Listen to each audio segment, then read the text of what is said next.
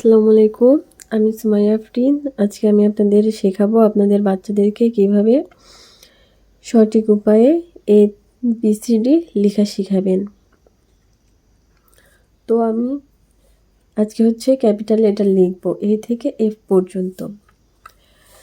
এটা লেখার জন্য আমরা প্রথমে এই যে 3টা দাগ দেখতে পাচ্ছেন, এই প্রথম দাগ থেকে দ্বিতীয় দাগ বরাবর একটা বাঁকা দাগ নিয়ে নেব। সেমভাবে এই পাশ থেকে একটি বাঁকা দাগ দিয়ে নেব। দেখতে পাচ্ছেন আমার কিন্তু কোনোভাবে হেলিনি, দাগ দুটা কিন্তু সমান আছে। এখন এই দাগের একটু নিচে এই দাগ বরাবর দিলে কিন্তু এই লেখাটা সুন্দর লাগবে না। তো আমরা একটু সুন্দর দেখানোর জন্য একটু নিচে থেকে এটার সঙ্গে মিলিয়ে দেব। আমাদের এই লেখা ডান।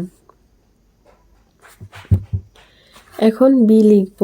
বি লিখতে গেলে যেটা করতে হবে, প্রথমে সোজা একটি দাগ দিয়ে নিতে হবে দ্বিতীয় ঘর পর্যন্ত, প্রথম দ্বিতীয় ঘর। এবার প্রথম ঘরের থেকে মাঝ বরাবর একটি গোল করে দাগ ঘুরিয়ে আনতে হবে। এবার এটা যেখানে শেষ করছি সেখান থেকে ঘুরিয়ে আমাদের দাগের শেষ সীমানা পর্যন্ত ঘুরিয়ে গোল করে আনতে হবে। আমাদের বি লেখা ডান। এখন আমরা কি লিখব? সি। সি লিখতে গেলে যেটা করতে হবে, এখানে সামান্য একটা বিন্দু দিতে হবে। এখন এই বিন্দুর নিচ বরাবর থেকে গোল করে ঘুরিয়ে এদিকে আনতে হবে। আমাদের সি লেখা ডান। এই দাগটা কিন্তু আঁকা বাঁকা হলে সি লেখাটা সুন্দর লাগবে না। এখন ডি লিখব। ডি লিখতে গেলে প্রথমে এখানে সোজা করে একটি দাগ দিতে হবে।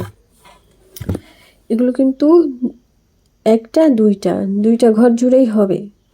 এই অক্ষরগুলো আসলে দুইটা ঘরেই, যেগুলো 3টা ঘরে বা নিচের ঘর পর্যন্ত যাবে ওগুলো দেখিয়ে দেব।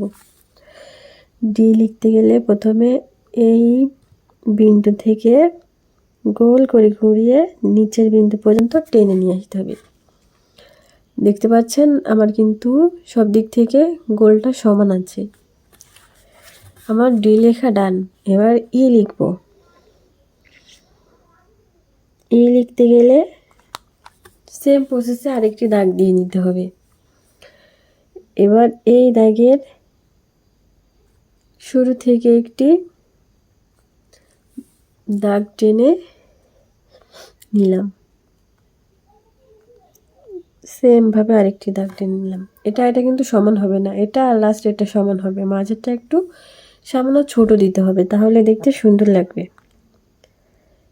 তো ওই বরাবর দাগটা টেনে নিলাম। দেখতে পাচ্ছেন ই লেখা ডান। এবার এফ লিখব। এফ লেখার জন্য সোজা একটি দাগ দেব।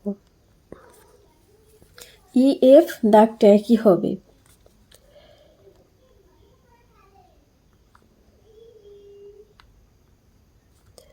এটা যেমন এখানে একটু ছোট, এটা ওইভাবে একটু ছোট করে দিতে হবে। এফ লেখা ডান। জি লিখব।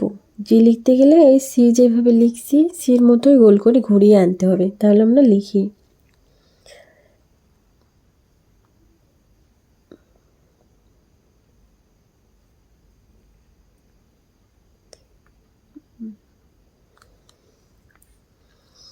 এটা কিন্তু বেশি ভিতর দিকে নেওয়া যাবে না বা দাগটা ছেড়ে দেওয়া যাবে না, তাহলে কিন্তু দেখতে সুন্দর লাগবে না। দেখতে পাচ্ছেন জি লেখা ডান। এইচ লিখব। এখন এইচ লেখার জন্য এখানে সোজা একটি দাগ দিতে হবে, সেমভাবে আরেকটি দাগ দিতে হবে। এই দাগটা কিন্তু এটার থেকে এটা বেশি দূরে হলে চলবে না, তাহলে বেশি ফাঁকা ফাঁকা লাগবে। এইচ লেখা ডান। এখন কি করব, এ থেকে এইচ পর্যন্ত লেখা শেষ। এখন একটা দাগ দিয়ে, মানে এই দাগ থেকে এই পর্যন্ত যে কয়েকটি বর্ণ সেইগুলো শিখাবো।